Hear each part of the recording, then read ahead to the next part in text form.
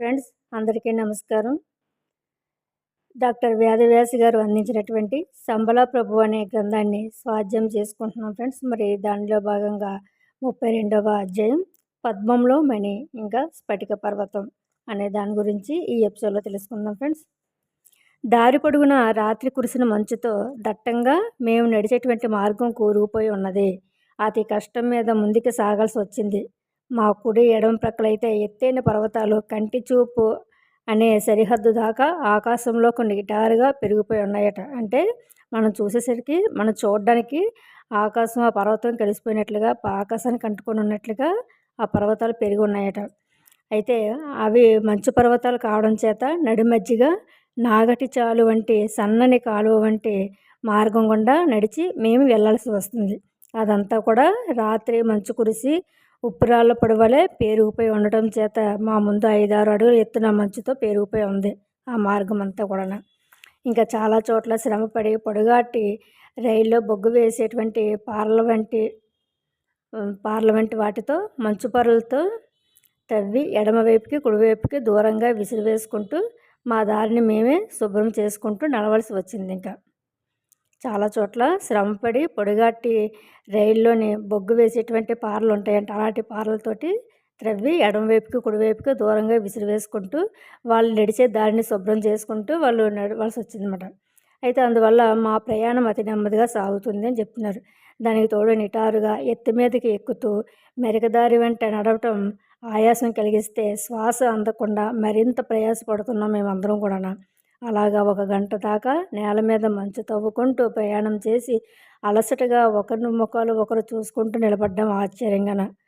మా ముక్కుల్లోని శ్వాస అయితే తెల్లటి పొగమంచు వంటి రంగుతో రైలు ఇంజిన్లోని ఆవిర్లాగా గుప్పు గుప్పమని చలి వాతావరణం కావడం చేత మేమంతా కూడా సెగలు పొగలు కొక్కుతూ ఉన్నాం శ్రమతో. ఆ స్థితిలో మమ్మల్ని చూస్తే మాకే నవ్వు వచ్చింది. కుడివైపు తిరిగి నోట్ విచ్చివంక చూస్తే నిగనిగలాడేటువంటి అతనికి నల్లని గడ్డం తెల్లని మంచుతో కప్పబడి క్రిస్మస్ తాతలాగా నెరిసినట్లుగా కనిపించాడు ఆయన. కనుబొమ్మల మీద కూడా మంచుతోటి. నేను కూడా అలాగే ఉండి ఉంటాను బహుశా, కాకపోతే ఇంకాస్త భయంకరంగా ఉండి ఉంటాను. ముందుకు చూస్తే చార్లెస్ బెల్ పెట్టుకునేటువంటి ఎండ కళ్ళద్దాల మీద కూడా మంచు పొడిగారాలి పేరుకొని పోయిందన్నమాట. ఇంకా ఆయన ఎట్టుకునేటువంటి కళ్ళద్దాల మీద కూడా మంచి పేరుకొని ఉంది. అతను ఆ చార్లెస్ బెల్ అయితే ఒక బోతల్లో కనిపిస్తున్నాడంట, వింత గొలిపేలాగా. వెనకగా నడుస్తున్నటువంటి నికోలస్ వీపు మీద 5-6 కిలోల మంచు పొడి కురిసి అతడు ఒక చిన్న మంచు శిఖరంలా ఉన్నాడంట. అందరం కూడా బళ్ళు నవ్వుకున్నాం. ఒక్కొక్కరిని చూసి ఇంకొకరికి నవ్వు వచ్చేది. టైం 10:30 దాటుతుంది. సూర్యుడు కుడివైపు కోణంలో సూది లాంటి పదునైన మంచు శిఖరంపై నుంచి వెలుగుతూ సూర్యకాంతిలోని ఇంద్రధనుసు లాంటి 7 రంగుల కాంతి చక్రంలో ఎంతో వింత గొలుపుతున్నాడు ఆయన. ఎవరు? సూర్యుడు. ఇక సూర్యుడు ఉదయించాడు, పర్వాలేదు, ఇంకా ఈ మంచు కరుగుతుంది, మన మార్గం కొంత తేలిక అవుతుంది అనేసి అనుకుంటారు ప్రొఫెసర్ రే లంకాస్టర్ అని ఆయన అంటారన్నమాట. సూర్యుడు ఎంత ఆలస్యంగా ఉదయిస్తాడో అంత త్వరగానే అస్తమిస్తాడు ఎత్తైన కొండల చాటుకు వెళ్ళి. దాంతో ఈ లోయ అంతా కూడా నీలం శిరారంగు చీకటితో దారి కనిపించకుండా పోతుంది. చలి మరింత వణికించేస్తుంది. మంచు సంగతి అనుకోకుండా ఉంటేనే మంచిది అంటూ భావనగర్ మహారాజు అనేటువంటి ఆయన బళ్ళు నవ్వుకున్నారు. మా అందరి నడక కూడా చురుగ్గా సాగించాలని ఇంకా మేము నిర్ణయించుకున్నాం. దానికి ముందుగా ఆగి 2 నిమిషాలు విశ్రాంతి తీసుకొని వేడివేడి కాఫీ ఫ్లాస్కోలోంచి ప్లాస్టిక్ మగ్గులో పోసుకొని ఆత్రంగా తాగేస్తున్నాం. వేడి చల్లారిపోకుండా కడుపులోకి వెచ్చగా కాఫీ ద్రావకం ప్రవహించగానే చురుకు అందుకుంది మాలో. 3 గంటలు శ్రమపడి మేము నడుస్తున్నటువంటి ఆ 2 కొండల మధ్య ఉన్న లోయ చివరికి వచ్చేసాం. కుడివైపుగా మా దారి మలుపు తిరిగింది. విశాలమైన మైదానం వంటి ఓ ప్రదేశం కనిపించింది. ఆశ్చర్యపోయి మేమంతా 1000 గజాలు ముందుకి తర్వాత 2000 గజాలు కుడి ఎడమ వైపులకు ఎవరో శుభ్రంగా పారతో మంచును చెక్కినట్లుగా బల్లపరుపుగా ఉండి ఎటు చూసినా సరే ఈ మైదానం చివరిగా ఎదురుగుండా కూడా ఒక నిటారుగా నిలబెట్టిన పిరమిడ్ ఆకారంలో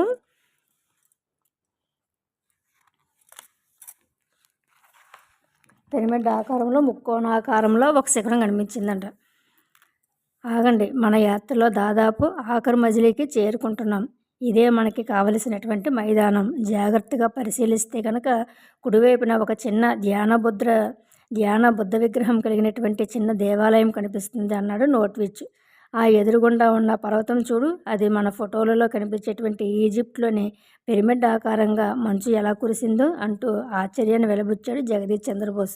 మా వెనకాలే వస్తున్నటువంటి చార్లెస్ బెల్ గుప్పుమని పొగ పీలుస్తున్న పైపును ఆర్పివేసి చటుక్కున తన పక్క జేబులో పెట్టుకున్నాడు. వాట్ మిస్టర్ చార్లెస్ బెల్, మీరు ముఖ్యమైన పని పడినప్పుడు పైపును వెలిగిస్తారే, ఇప్పుడేంటి పైపును ఆర్పివేస్తున్నారేమిటి అంటూ ప్రశ్నించాం మా సాహసయాత్రికులం. వెంటనే సమాధానం చెప్పకుండా తన కోట్ జేబులోంచి బైనాక్యులర్స్ తీసి ఎదురుగా ఉన్న శిఖరాన్ని పరిశీలించాడు. మై గాడ్, అది మంచు పర్వత శిఖరం కాదు, మనం రోజూ చూడాలని కలలుగనేటువంటి స్ఫటిక పర్వతం అదే అన్నాడు ఉద్రేకపడుతూ. చార్లెస్ బెల్ పొగ పీలుస్తున్నటువంటి పైపును ఎందుకు ఆర్పివేశాడో ఇప్పుడు అర్థమైంది మాకు. అరే, ఇంత దగ్గరకు వచ్చేసామా స్ఫటిక పర్వతానికి మనం, అంటే వెంటనే చేరుకుంటున్నానమాట అనేసి అంటారు హౌస్పెన్స్కి ఉత్సాహంతో. అలా మన కంటికి కనిపిస్తుంది కానీ కనీసం 15-20 కిలోమీటర్ల దూరమైనా నడవలసి ఉంటుంది ఆ స్ఫటిక పర్వతం పాదపీఠం చేరుకోవటానికి అని చెప్పేసి మళ్ళీ అనుకుంటారు. బాబోయ్, ఇంకా అంత దూరమే! అంతా ఏకకంఠంతో ఆశ్చర్యపోయాం. చూడటానికి ఎంత దగ్గర కనిపిస్తుందో ఆ శిఖరం. అప్పుడు గుర్తుకు వచ్చింది కూడా, మేము 28,000 అడుగుల ఎత్తుకు పైన అతి నిర్మలమైన ధూళి దుమ్ము లేనటువంటి వాతావరణంలో ఉండబట్టి ఎంతో దూరంగా ఉన్న వస్తువులు కూడా ఆ హిమాలయ వాతావరణంలో దగ్గరగా ఉన్నట్లుగా కనిపిస్తాయి అనేసి. మరో గంట ప్రయాణం కాస్త సాఫీగా సాగింది. ఈసారి మా కుడి ఎడమ వైపులా పర్వతాలు లేవు. విశాలమైన మైదానం, చుట్టూరా కనుచూపు అనే దూరంలో కోసుగా సోగలు తీరినటువంటి తామర పద్మం రేఖల వంటి శిఖరాలతో చుట్టూరా గుండ్రని ప్రహారీ గోడ కట్టినట్లుగా పర్వత శిఖరాలు తీర్చిదిద్దినట్లుగా కనిపించాయి. ఒక మహాపద్మం చుట్టూ ఉన్నటువంటి రేకుల్లాగా. ఓం అని పద్మోహం అంటూ మాతో పాటే నడిచి వస్తున్నటువంటి లామాదోర్జీ చోగ్యల్ మహాశయుడు తటాలున ఆ మంచు మైదానం మీద సాష్టాంగపడి స్ఫటిక పర్వతానికి భక్తితో తల వంచి నమస్కరించాడు. అందరం ఒక్కసారిగా త్రుళ్ళిపడ్డాం. మా తలలో ఏదో మెరుపు మెరిసినట్లు విద్యుత్ వలె వెలిగింది. మరుక్షణమే మా మనసులలో భాషించింది ఆ చుట్టూరా ఏర్పడిన పర్వత శిఖరాల ఆకారం. దాని మధ్యనే ఉన్నటువంటి స్ఫటిక పర్వత శిఖరం. ఇదే కదా ఆ మంత్రానికి అర్థం అనుకుంటూ. లామాదోర్జీ గురుదేవ, తటాలున మీరు ఇలా సాగిలపడి మొక్కి ఈ మంత్రాన్ని ఇక్కడ ఇలా పెట్టించారే, అందుకు ఏదో ప్రత్యేకమైన అర్థం సందర్భం ఏదైనా ఉన్నాయా? దయచేసి మాకు వివరంగా తెలియచెప్పండి అంటూ భక్తితో ప్రార్థనాపూర్వకంగా ప్రశ్నించాను నేను. మిగతా సాహసయాత్రికుల బృందం అందరం కూడా చూపులతోనే అదే ప్రశ్నను అడుగుతున్నట్లుగా తలలు పంకించి వింటున్నాం సమాధానం కోసం. లామా మహాశయుడు వెంటనే సమాధానం చెప్పకుండా లేచి నిలబడి ఎదురుగా ఉన్నటువంటి ఆ స్ఫటిక పర్వతం వైపు తిరిగి చేతిలోని జపమాలను పైకెత్తి తన 2 కనుబొమ్మల మధ్యన ఆనించి ఆ తర్వాత హృదయానికి తాకించి మళ్ళీ దాన్ని పైకెత్తి తన శిరస్సు పైన ఆనించి ఇలా 3 సార్లు అదే మంత్రం జపించుకుంటూ చేతిలో సూర్య నమస్కారం వంటి తాంత్రిక యోగ ముద్రలు పెట్టి ధ్యానించాడు. ఆ పైన కానీ ఆయన మాతో మాట్లాడలేదు. చివరికి తన్మయం నుంచి భక్త్యాభ్యాసం నుంచి నెమ్మదిగా తేరుకుంటూ ఇలా చెప్పారు. మీరు గతంలో టిబెట్ గురించి, ఈ హిమాలయ పర్వతాల్లోని వింతలు, ఆధ్యాత్మిక రహస్యాల గురించి అనేక పుస్తకాలు చదివే ఉంటారు ఈ యాత్ర చేపట్టే ముందు. అందులో తప్పకుండా ఈ మంత్రం అంటే ఓం అని పద్మోహం అన్న పవిత్ర లామా గురువులు నిత్యం జపం చేసేటువంటి మంత్రం గురించి కూడా మీరు చదివే ఉంటారు. ఇది భవిష్యత్తులో అంటే ఈ యొక్క కలియుగం చిట్ట చివరిగా దశావతారంలో వచ్చేటువంటి అవతారమూర్తి పవిత్ర స్థలం సంబల గురించిన రహస్య సంకేతాలను తెలిపేటువంటి మంత్రం. దీని అర్థం కూడా ఏ కాస్త సంస్కృతం తెలిసిన వాళ్ళకైనా సరే తేలికగా అర్థమవుతుంది. ఓం అనగా విశ్వమంతా వ్యాపించి ఉన్నటువంటి ఆత్మశక్తి లేక పరతత్వానికి గుర్తు. అది సృష్టి ప్రారంభంలో తనంతట తానుగా పుట్టినటువంటి ప్రణవ మంత్రం. ఇందులో త్రికాలాలు అంటే రాబోయే భవిష్యత్తు, జరిగిపోయిన కాలము, ఇప్పుడు నడుస్తున్నటువంటి వర్తమాన కాలము, ఈ మూడింటిని కలిపి శాశ్వత కాలము అనబడే బ్రహ్మ ఆయుష్ లేక బ్రహ్మకల్పం అంతటా నిలిచి ఉండేదే ఈ ఓం. ఇకపోతే మణిపద్మోహం అన్న మంత్రంలో మణి అనగా నిర్మలంగా కాంతిని ఇటు నుంచి అటు ప్రసరించేలాగా పరిశుద్ధి పొందినటువంటి ఆత్మ అని అర్థం. అది ఈ శంబల ప్రభువు కేంద్ర స్థావరమైనటువంటి ఈ స్ఫటిక పర్వతాన్ని సూచిస్తుంది. అదే మీకు ఎదురుగా కనిపించేటువంటి ఈ ముక్కోణంలా నిలబడి ఉన్న ఈజిప్టులోని పిరమిడ్ల వంటి స్ఫటిక పర్వత శిఖరం. అదే ఈ మంత్రంలోని మణికి రహస్య గుర్తు. మణిపద్మ అంటే పద్మంలోని మణి అంటే 1000 రేకులు గల తామ్ర రేకుల మధ్యన ఉండే బొడ్డులాంటి స్ఫటికమణి పీఠం అని ఈ రహస్య అర్థం. అదే ఈ స్ఫటిక పర్వతం చుట్టూ గుండ్రంగా తామర పువ్వు రేఖల వలె పద్మాకరములు ఏర్పడి ఉన్నటువంటి పర్వత శిఖరాలు.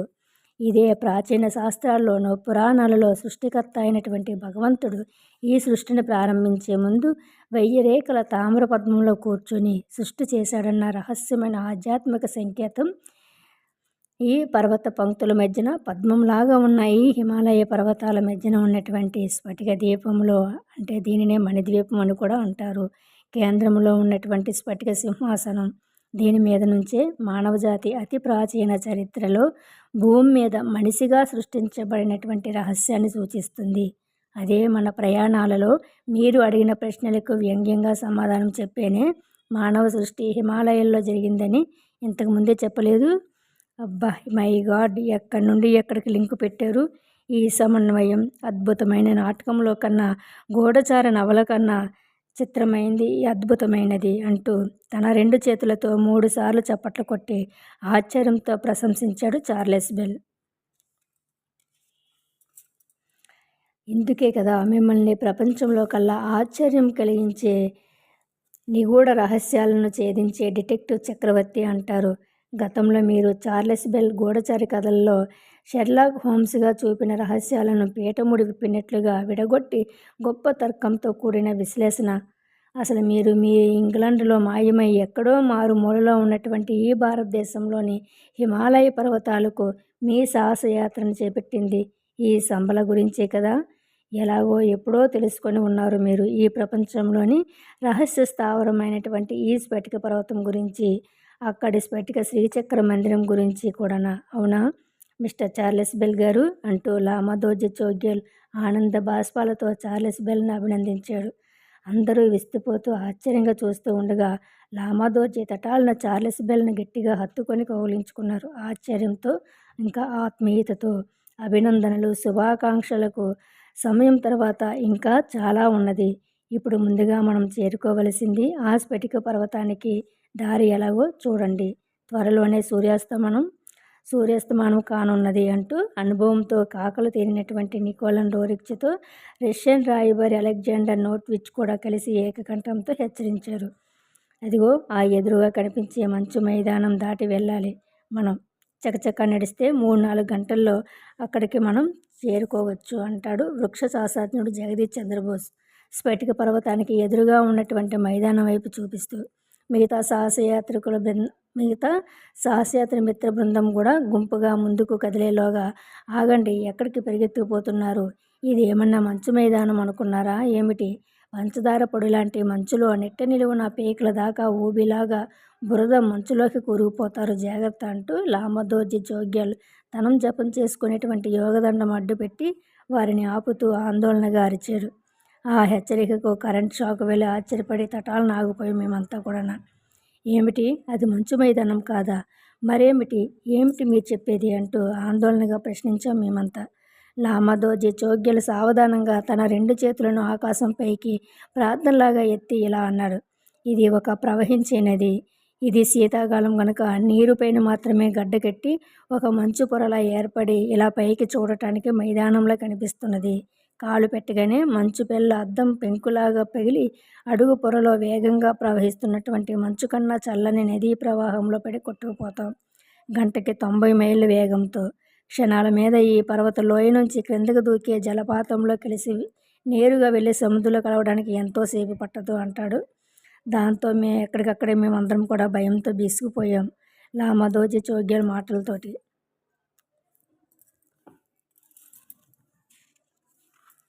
ఓరి భగవంతుడా, ఇది నిజంగా మంచు మైదానమే అనుకున్నాను నేను. సుమా, ఒక్క క్షణం మీరు హెచ్చరించడం కనుక ఆలస్యమైతే ఈ పాటికి నేను పరిగెత్తేసేవాళ్ళం.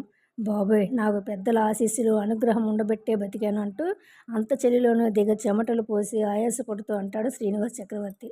ఇప్పుడు ఇక మనం ముందుకు వెళ్ళే మార్గం చూడండి. ఈ నదిని దాటేది ఎలా? పడవలు దొరుకుతాయా? అంటాడు అలెగ్జాండర్ నోట్విచ్ దిగులుగా ముఖం పెట్టి. ఇక్కడ హిమాలయ పర్వతాల శిఖరాలపైన 26,000 అడుగుల ఎత్తులో వీళ్ళకి పడవలు కట్టడానికి ఎవరూ సిద్ధంగా ఉండరని అందరికీ తెలుసు గనక నిస్సహాయంగా లామాదోజీ చోగ్యాల వైపు చూడటం మా అందరి వంతు అయ్యింది. మనం ఈ నదిని దాటడం అసంభవం. మన టిబెటన్ భాషలో ఇది ప్రాచీన వేద కాలంలోని సరస్వతి నది. దీనిని దాటినవాడు ఈ ప్రపంచం యొక్క మాయను దాటినట్లే. ఇక ఆవతల చూసేది బ్రహ్మజ్ఞానమే, అంటే స్ఫటిక పర్వతం బ్రహ్మస్థానమే అంటాడు రామ. మనం మరేమిటి దారి, ఎలా వెళ్ళాలి? త్వరగా చెప్పండి మహాశయ, మీకు పుణ్యం ఉంటుంది అంటూ జగదీష్ బాబు, మేఘనాథ్ సాహా, ఇంకా శ్రీనివాస్ చక్రవర్తి, పాటియాల మహారాజా అంతా కూడా చుట్టూరా గుంపుగా చేరి ఒక్కసారి ప్రశ్నించినట్లుగా అడిగారు. ఈ నదిని దాటలేము. అవతలికి పోవడానికి ఒకటే ఒక మార్గం ఉంది. అది భూమి లోపల అడుగున ఈ నదీ ప్రవాహానికి ఇంకా అట్టడుగు లోయ నుండి అవతల వైపుకు దాటాలి. మన బట్టలు కూడా తడవకుండా దాటి వెళ్ళాలి. అదెలా సాధ్యం? నదిని దాటాలంటే నీళ్ళు తగలకుండా ఎలా? ప్రొఫెసర్ ప్రశ్నిస్తాడు. ఆగండి, నిదానించండి. నేను ఇదివరకు చెప్పిన విశేషాలను గుర్తు తెచ్చుకోండి. ఇక్కడే భూమి అడుగున రంధ్రం చేసుకొని బిలంలాగా, అంటే ఎలుక కన్నం వలె సొరంగ దారం గుండా ప్రయాణించాలి. కన్నం చేసుకొని ఎలుక కన్నం వలె చేసుకొని సొరంగ ద్వారం గుండా ప్రయాణించాలి అని చెప్తారు ఆయన. అది సంవత్సరంలో ఒక్క రోజునే, అంటే సూర్యుడు మేషరాశిలోకి ప్రవేశించిన 10వ రోజునే ఈ పైనున్న మంచు కరిగి భూగర్భంలోకి ప్రవేశించేటువంటి ఆ సొరంగ ద్వారబంధం కనిపిస్తుంది. దాని గుండా ప్రయాణిస్తే గనక మనకి ఎదురుగా కనిపించే నదీ ప్రవాహం అడుగున 100 అడుగుల లోతుగా ఉన్న భూగర్భ బిలంలోంచి నడిచి అవతలికి చేరుకుంటాం. అలా చేరుకుంటే అక్కడ ఆ సొరంగం తెరుచుకొని గుహద్వారం సరిగ్గా స్ఫటిక పర్వతం ముందరకు తీసుకొని వెళుతుంది అంటూ లామా చెబుతూ ఉంటే శరవేగంతో ఒక కాగితం పైన ప్లాన్లాగా గీతలు గీసి చిత్రం వేశాడు గూఢచారి చార్లెస్ వెల్. అప్పటికే సూర్యాస్తమానం అయ్యింది. ఇక్కడ చీకటి నీలం, గులాబీ రంగు, ఊదా రంగు క్రీనీడతో హిమాలయ పర్వత కొండ పక్కగా వ్యాపిస్తూ చర్యలు ఒక అద్భుతమైన రంగుల కలగా మారి రాత్రి కావడాన్ని సూచిస్తూ క్షణానికి కూడా రంగులు మారిపోసాగాయి. చచ్చంరా దేవుడా, ఇక రాత్రి చీకటి కూడా పడుతుంది. ఇక్కడ మనకు బస ఆకాశమే, మనకి మేఘాల క్రిందనే మకాం అంటూ కూలబడ్డాడు నిరాశతో శ్రీనివాస్ చక్రవర్తి. అధైర్య పడకండి. మనం ఈ మార్గంలో ఎడమవైపుకు మెలితే ఒక ఫర్లాంగ్ దాటిన తర్వాత ఎత్తైన సూదిగా ఉండే ఓ పర్వత శిఖరం కనిపిస్తే ఇంత చలిలో కొండ మీద ఎలా ఉంటాం? చలికి బిగిసి చస్తామంటాడు జగదీష్ బాబు. కొండ మీద నిద్ర చేయడం కాదయ్యా, దిగులు పడకు, నేను చెప్పేది కాస్త ప్రశాంతంగా విను అంటూ నికోలన్ డోరిచ్ వారించాడు. ఈ పర్వత పాదం పీఠం కింద ఒక చిన్న గుహ వంటి ద్వారం వెనుకకు పోతే వెనక వైపున అవతల వైపుకు తెరుచుకుంటుంది. అందులోంచి గుహ అంటే ఒక పెద్ద హాలులాగా అన్నమాట. హాలులాగా బల్లలాగా ఉంటుంది, కానీ లోపల ఎంతో వెచ్చగా ఉంటుంది. అంతా కూడా పర్వతం కదా. తెల్లవారేదాకా మనకి ఇదే చక్కటి రక్షణ ఇచ్చే మకాం అంటూ దారి చూపించాడు లామా మహాశయుడు, తాను ఇతరులకు దారి చూపిస్తూ ముందుగా నడుస్తూ. అలా 1 గంట సేపు నడిచి ఎడమవైపు మలుపు తిరిగి అర్ధచంద్రాకారంగా ప్రదక్షిణం చేస్తూ వెళ్ళి ఎత్తైన గుడిసెలాంటి పర్వతాన్ని చూశాము. అది గుడి మీద గోపురంలాగా సూదిగా ఉన్న శిఖరం. దానికి తూర్పు ఉత్తరాల మధ్యగా ఒక గుహ వంటి ద్వారం ఉంది. ఆ ద్వారబంధంలో ప్రవేశించగానే ఎదురుగా అడ్డుగోడ వంటి రాయి నిలబడి ఉంది. పాత గుడ్డపీలక చుట్టి నూనెతో తడిపి కాగడ వంటిది వెలిగించాడు లామ. దాని వెలుగులో గాలించగా సరిగ్గా నేలలోకి వెళ్ళి దిగే నేలమాళిగ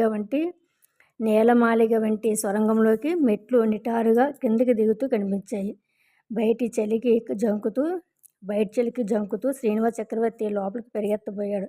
తటాలున అతన్ని చొక్కా పట్టుకొని ఆపారు మిగతా మిత్రులు. ఆగండి, పర్వతం లోపల గుహ అనగానే లోపలికి వెళ్ళిపోవటం మేనా? ఇది నిర్మానుష్య ప్రదేశం. ఇందులో పాములు కానీ గబ్బిలాలు కానీ అంటూ వాక్యం పూర్తి చేసేలోగానే దెయ్యాలు భూతాలు కూడానా అంటూ ఎగిరి గంతేశాడు చార్లెస్ వెల్.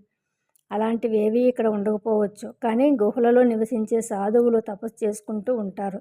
వారి నిశ్శబ్దానికి భంగం కలిగించకూడదు కదా. పాములు వంటి విషజంతువులు కూడా ఉండవచ్చు. అందువల్ల మనం జాగ్రత్తగా ఉండాలి అంటూ నిచ్చెన వంటి నిటారు మెట్లు దిగి పర్వత గర్భంలోకి ప్రవేశించాము. ఆ రాత్రి అక్కడే మకం చేయాలని నిశ్చయించుకొని.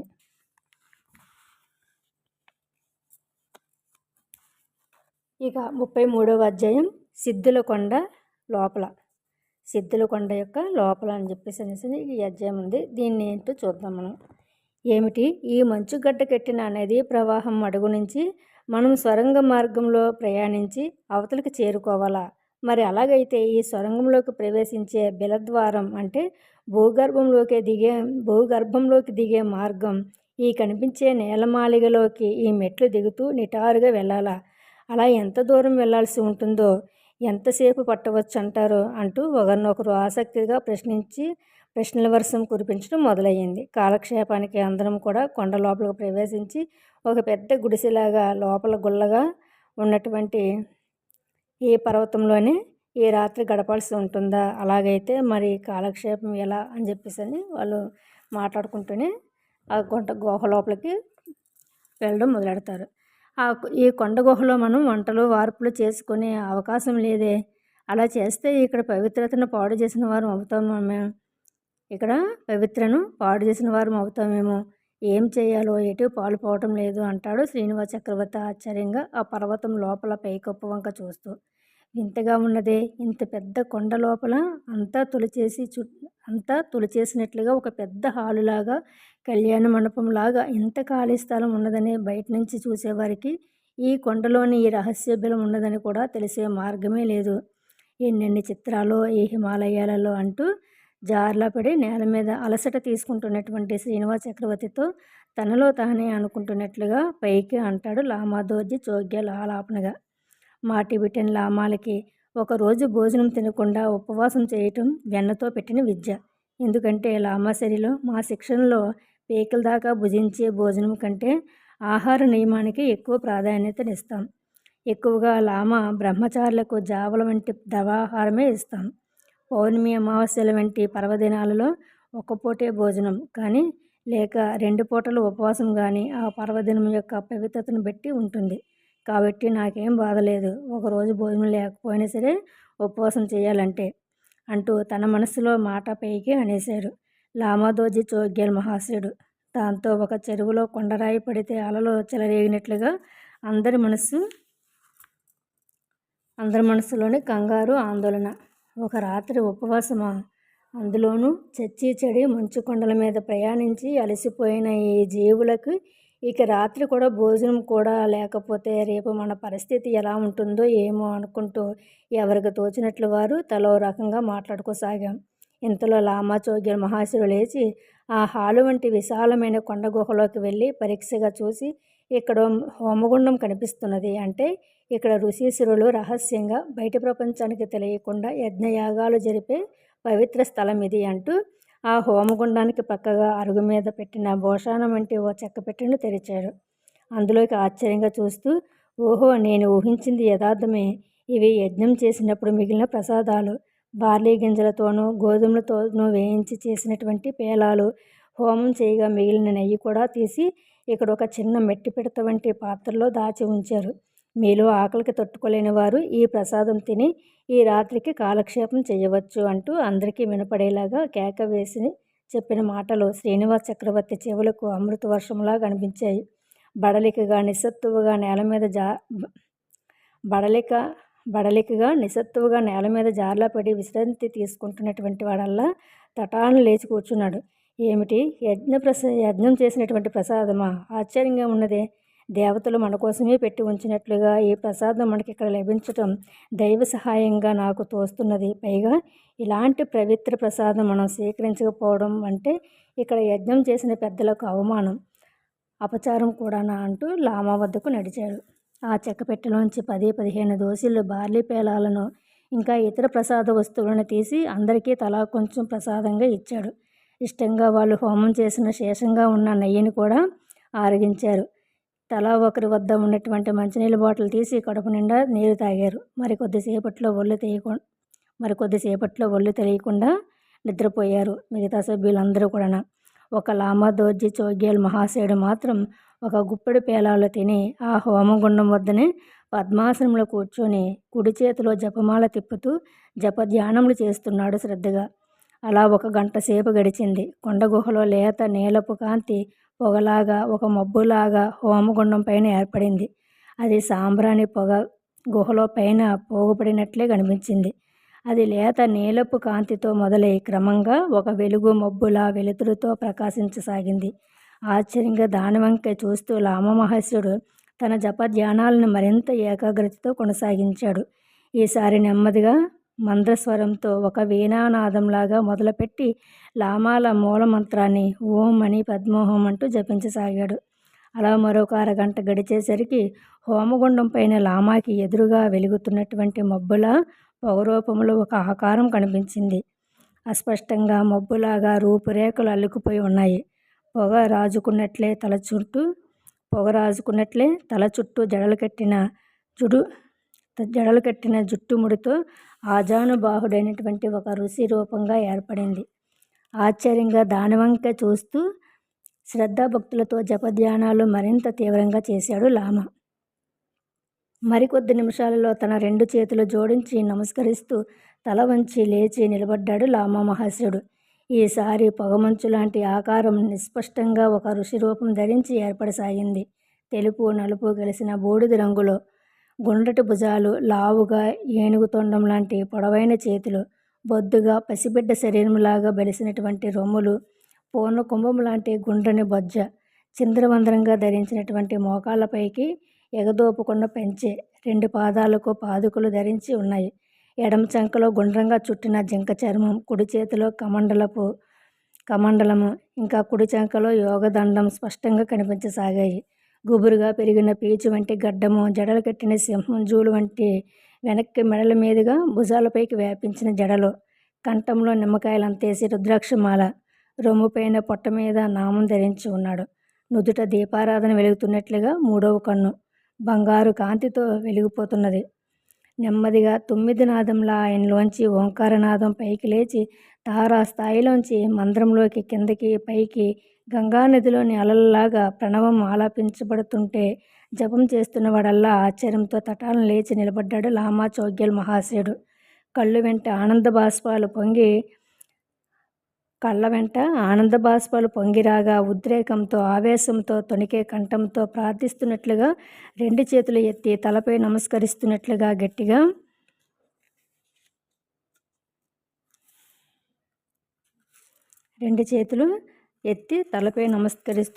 గట్టిగా ఎలుగెత్తి పైకి అన్నాడు. నమో నమః వ్యాస మహామునులకు నమస్కారములు.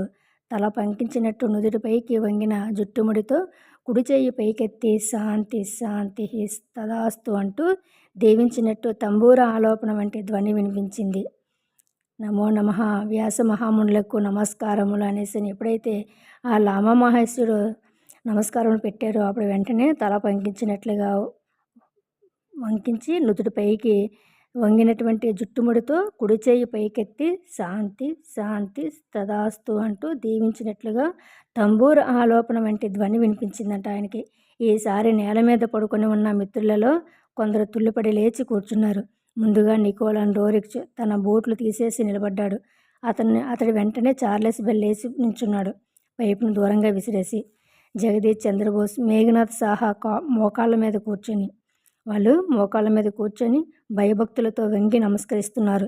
ఇక శ్రీనివాస్ చక్రవర్తి సరే ఆనందంతో కన్నీళ్లు పొంగిరాగా దుఃఖిస్తూ ఎక్కిళ్ళు పడుస్తూ ఉంటే ఆపుకోలేనంత భక్తి ప్రేమ కలిగిన ఆవేశంలో సాష్టాంగపడి ముమ్మూరు నమస్కరించాడు. టపటపా 2 లెంపలు వేసేసుకొని తన చెవులు తానే పట్టుకొని భరద్వాజన గోత్రే అంటూ తన ప్రవరను చెప్పుకున్నాడు. ఆ హోమగుండం పైన పొగమబ్బుల అలా ప్రత్యక్షమైన వ్యాస భగవానుని చూసి